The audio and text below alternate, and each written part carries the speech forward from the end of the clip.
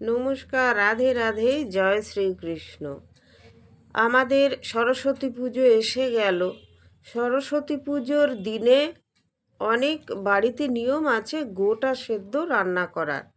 তো ছটি ছটি করে নানান রকম সবজি দিয়ে, শীষ পালং দিয়ে, মুগ কড়াই দিয়ে, যাদের যেরকম নিয়ম আছে, কারোর নুন দেয়া হয়, কারোর দেওয়া হয় না, এভাবে গোটা সেদ্ধ করে মা ষষ্ঠীর উদ্দেশ্যে পুজো দেওয়া হয়। এবং পুজো হয়ে যাওয়ার পর সেই গোটা সেদ্ধ সন্তানের মুখে দিয়ে তারপর মা গ্রহণ করে।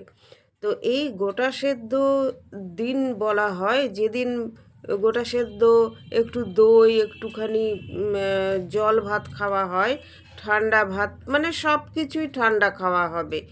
এই নাম হচ্ছে শীতল ষষ্ঠী। শীতল ষষ্ঠী ব্রত কথা আমাদের বঙ্গদেশে প্রচারিত। তো এই শীতল ষষ্ঠীর এক ব্রত কথা আছে, আপনারা সবাই শুনবেন শীতল ষষ্ঠী ব্রত কথা। তো কোনো এক গ্রামে এক ব্রাহ্মণ ব্রাহ্মণী ও তাদের এক পুত্র ও পুত্রবধূ ছিল। তাদের পুত্র ও পুত্রবধূ খুবই ভালো। ছেলে খুব বাবা মায়ের কথা শুনে চলে, আর ছেলের বউ তো মুখের আনেই। মানে একটা যে বাড়ির বউ কীরকম হওয়া উচিত, যে বাড়ির সবাইকে ভালো রাখা, হাসি খুশিতে রাখা, সেই রকমই বৌমা। তো শ্বশুর শাশুড়ি খুবই খুশি। কিন্তু যত দিন যায় ক্রমশ দেখা যায় যে বৌমা গর্ভবতী হচ্ছে না, বৌমার সন্তান হচ্ছে না।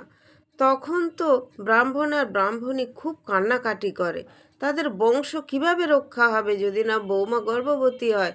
তো তাই নিয়ে তারা খুব কান্নাকাটি করে। একদিন তারা মা ষষ্ঠীর কাছে খুব প্রার্থনা করেছে যে মা ষষ্ঠী, তুমি আমার বংশ রক্ষা করো, আমার সন্তানের কোলে সন্তান দাও, আমার বৌমা যেন সন্তান ধারণ করতে পারে বলে ব্রাহ্মণ ব্রাহ্মণী অনেক কিছু মানত করেছে মা ষষ্ঠীর কাছে। তো কিছুদিন পরে দেখা গেল যে তাদের বৌমা গর্ভবতী হয়েছে। তো খুব খুশি, ব্রাহ্মণী তো ভীষণ খুশি, তার বৌমার সন্তান হবে, বংশে সন্তান আসবে, খুব ভালো। তো কিছুদিন গেল, 6 মাস 9 মাস গেল, সাত দেয়া হয়ে গেল, কিন্তু সন্তান হয় না। 10 মাস পেরিয়ে গেল, 11 মাস পেরিয়ে গেল, হলো না। 1 বছর হয়ে গেল, বাচ্চা হলো না। তখন শাশুড়ি বলছে, তোমার মনে হয় হবে না, নিশ্চয়ই অন্য কিছু হয়েছে, আর বাচ্চার তার বৌমা এই কথাগুলো শোনার পর খুবই মনে কষ্ট পায়। মনে কষ্ট নিয়ে সে বলে, আমার আর দরকার নেই, আমার বেঁচে থেকে কী লাভ। যাই হোক, মনে কষ্ট নিয়ে সে পুকুর ঘাটে বাসন মাজতে গেছে। পুকুর ঘাটে বাসন মাজতে গিয়ে অত বড় পেট, তো পা হড়কে পড়ে গেছে। যেই পা হড়কে পড়ে গেছে, একটা মাংসপিণ্ডের মতো থলে বেরিয়ে এসেছে। তখন তার চিৎকার শুনে পাড়ার লোকে ছুটে এসেছে, তার শাশুড়ি এসেছে। শাশুড়ি এসে দেখেছে যে একটা থলের মতো কি বেরিয়ে এসেছে। বলল, ছি ছি, তোমার বাচ্চা হলো না, একটা থলি বেরিয়ে এলো। তখন সে থলিটাকে নিয়ে বাঁশ বাগানে ছুঁড়ে ফেলে দিল। কিছুক্ষণ পরে দেখা গেল কিছু কাক এসে সে থলেটাকে ঠোকরাচ্ছে। কেননা কাক যা কিছু যেখানে যা পায়, আমরা তো বলি কাককে ঝাড়ুদার পাখি, যেখানে যা অপরিষ্কার জিনিস আছে তারা পরিষ্কার করে দেয় খেয়েটে। তো তারা যখন ওই দেখেছে একটা থলি পড়ে মাংসপিণ্ডের, থলিটাকে ঠুকরেছে। যখন থলিটাকে ঠুকরেছে, ভেতর থেকে কিলবিল করে অনেক বাচ্চা বেরিয়ে পড়েছে। তখন তার শাশুড়ি দেখতে পেয়ে ছুটে গেছে, গিয়ে দেখে অনেক বাচ্চা। তখন সমস্ত কাক তাড়িয়ে সমস্ত বাচ্চা নিয়ে এসেছে। গুনে গুনে দেখেছে 60খানা ছেলে। ব্রাহ্মণ ব্রাহ্মণী তো মানে মহা খুশি যে তাদের 60খানা নাতি হয়েছে, খুব খুশি। মা ষষ্ঠীর উদ্দেশ্যে বারবার প্রণাম করছে যে মা, তুমি আমাদের মুখ রক্ষা করেছো, কিন্তু এই 60খানা ছেলে নিয়ে বৌমা কিভাবে থাকবে। একটা বড় আঁতুড় ঘর বানানো হলো। তারপর ঘটা করে ষষ্ঠী পুজো দেওয়া হলো 6 দিনের দিন। তারপর 60খানা নাতি আস্তে আস্তে বড় হচ্ছে, তাদের জন্য 60খানা নতুন ঘর করা হলো, তাদের পৈতে সব কিছু হয়ে গেল। তো যখন পৈতে টইতে হয়ে গেল, ছেলেরা বড় হলো, তখন ব্রাহ্মণ বলছে যে ব্রাহ্মণী, নাতিদের তো এবার বিবাহ দিতে হবে। তো তখন ব্রাহ্মণী বলছে, হ্যাঁ গো, আমার এই 60খানা নাতির জন্যে কোথায় বৌমা পাবো? তুমি একটু খোঁজ নাও, যার 60খানা মেয়ে আছে তাদের সাথে আমার এই নাতিদের বিয়ে দেবো। তো ব্রাহ্মণ চারিদিকে মেয়ে খুঁজতে বেরিয়ে পড়েছে, কিন্তু কোথাও সেরকম মেয়ে পাচ্ছে না। একদিন ভিন গাঁয়ে গেছে, ভিন গাঁয়ে গিয়ে দেখছে যে পুকুরে অনেক মেয়ে স্নান করছে, তাদের মা স্নান করাচ্ছে। দেখে যে পুকুর ভর্তি হয়ে গেছে মেয়েতে। তখন বলছে যে, তোমরা কে গা? তোমাদের এই মেয়েগুলি কি তোমাদের মেয়ে? তখন সেই বউটি বলেছে, হ্যাঁ বাবা, আমার মেয়ে, আমার 60খানি মেয়ে হয়েছে। বলছে, বাহ, এই তো ঈশ্বরেরই যোগাযোগ, তোমাদের যখন 60খানি মেয়ে হয়েছে, আমারও 60টি নাতি আছে, তাহলে তোমরা কি ব্রাহ্মণ? বলেছে, হ্যাঁ। বলছে, তাহলে আমরা বিবাহের প্রস্তাব দিচ্ছি, আমার নাতিদের সাথে তোমার মেয়েদের বিবাহ দাও। তো বেশ ভালো, সবাই মিলে কথাবার্তা হয়ে গেল, তারপর ঘটা করে বিয়ে হলো। সবারই তো আলাদা ঘর আছেই, বেশ ভালো মজাতে দিন কাটছে। কিছুদিন পরে এই সরস্বতী পুজো এসে গেল।